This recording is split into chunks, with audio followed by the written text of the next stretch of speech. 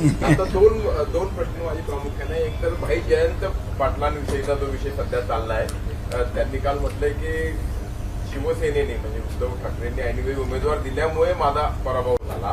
हा एक भाग, कारण हे महाविकास आघाडीशी संबंधित विषय आहे.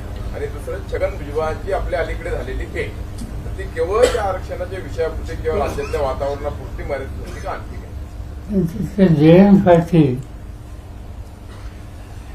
यांचा आमचा एकत्रित निर्णय झाला नव्हता. एकत्रित याचा अर्थ काँग्रेस, राष्ट्रवादी आणि उद्धव ठाकरेंची शिवसेना, या सगळ्यांच्या वतीने उमेदवार ठरवायचा आमचा निर्णय झालेला नव्हता. माझा इंटरेस्ट नव्हता, कारण माझ्या पक्षाकडे सगळी म्हणून 12 मतं होती. आम्हाला एका पक्षाला निर्णय सफल करावा असं वाटलं, आणि त्याला कारण होतं. कालची लोकसभेची जी निवडणूक झाली ती आम्ही तिघांनी एकत्र लढवली. ती एकत्र लढवत असताना डावे, त्याच्यात CPI, CPM, शेतकरी कामगार पक्ष हे येतात. त्यांनी आमच्याकडे काही जागा मागितल्या होत्या आणि ते आम्ही देण्याच्या स्थितीत नव्हतो. त्यावेळेला काँग्रेस, शिवसेना आणि मी तिघे एकत्र असताना मी आमच्या सहकार्यांना सांगितलं की आता आपण डाव्या पक्षांना अकोमोडेट करू शकत नाही, पण यानंतर निवडणुका द्यायची, कुठे विधान परिषदेच्या असतील किंवा उद्या महाराष्ट्राच्या असतील, तर तिथं आपण कुठे यांना अकोमोडेट करू. ते सगळ्यांनी मान्य केलं, डाव्या पक्षांनी मान्य केलं. आम्ही तिघे एकत्र राहिलो आणि तुम्हाला ठाऊक आहे की आम्हाला यश चांगलं मिळालं. त्यामुळे माझ्या मनात एक गोष्ट होती की संधी आली तर डाव्यांचा कुठे विचार करावा. आणि त्याच्यात मी आमच्या सहकार्यांना कळवलं की आमच्या पक्षाकडे 12 मतं आहेत, आम्ही 12 मतं शेकाफला देऊ इच्छितो.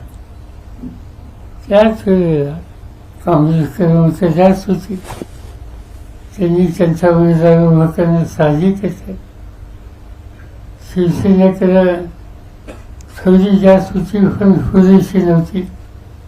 त्यांनी निर्णय घेतला आपला उमेदवार उभा करायचा.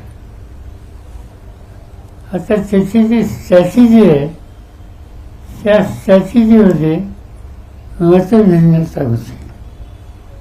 माझं व्यक्तिगत मत वेगळं होतं. तुम्ही लक्षात घ्या, काँग्रेसकडे काहीतरी 40-42 आमदार होते. किती होते? 37. आमच्याकडे 12.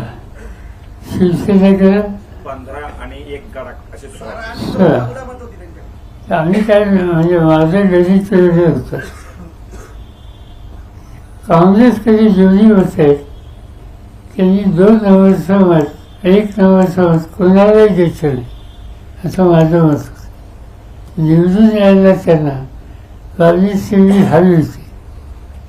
माझी सूचना होती, तुम्ही तुमच्या आजूची काय असतील ती सगळी तुम्हाला घ्या 1 नंबरची, आणि 2 नंबर 50% शेकाफला द्या, 50% शिवसेनेला द्या. 1 नंबरची गरजेपेक्षा जास्त मतं असल्यामुळं ती ट्रान्सफर होती आणि तेवढी अधिक मतं या 2 नंबरला मिळते. आणि 2 नंबरने आपलं पहिलं मत हे सेनेला द्यावं आणि सेनेच्या 2 नंबरने पहिलं मत शेकाफला द्यावं. हे जर केलं असतं तर माझं गणित आहे 3 उमेदवार आली असते. एनिवे, हे गणित सगळ्यांनाच मान्य असेल असं नाही की मान्य झालं नाही. आणि त्याचा थोडं पाटलांचा उल्लेख जर तुम्ही केला त्यांना यश मिळू शकलं नाही, दुसरं काही कारण नाही, कुणी कुणाला फसवलं नाही. फक्त स्ट्रॅटेजी कशी असावी या संबंधीची मतभिन्नता होती. एवढंच. दुसरा काय भुजबळांच्या समोर. हो भुजबळांचे नाही.